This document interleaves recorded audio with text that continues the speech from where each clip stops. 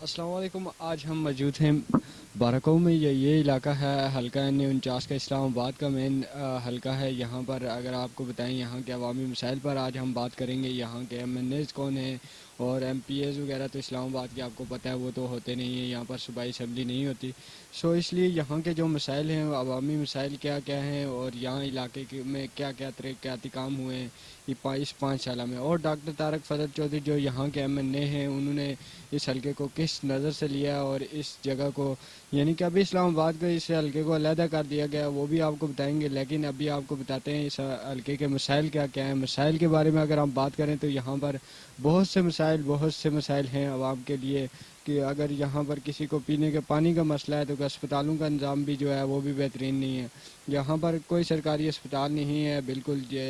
یہاں پر جو اگر کوئی کسی کو ایمرجنسی ہوتی ہے تو اسے اسلام آباد پہنچانا پڑتا ہے, تو اس کے لیے بھی راستے میں بہت سی ڈیتھ ہوئی ہیں.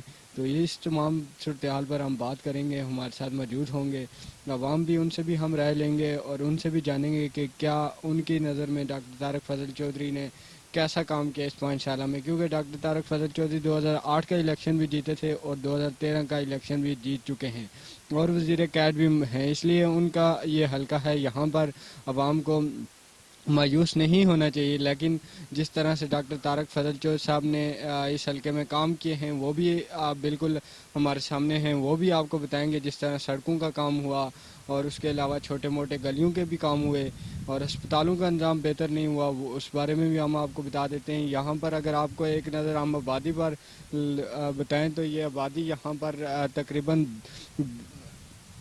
جو ہے وہ 2 لاکھ سے ابو ہے.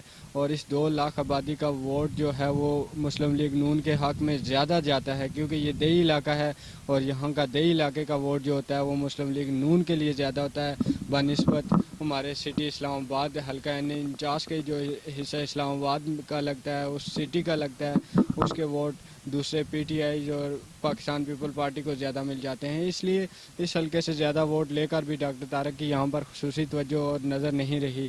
اس بارے میں ہم آپ سے بات کر رہے ہیں اور ہمارے ساتھ عوام بھی موجود ہوگی, ان سے بھی رائے لیں گے. لیکن فی الوقت کے لیے اتنا ہی, باقی آپ کو بتائیں گے مختلف پروگرام میں.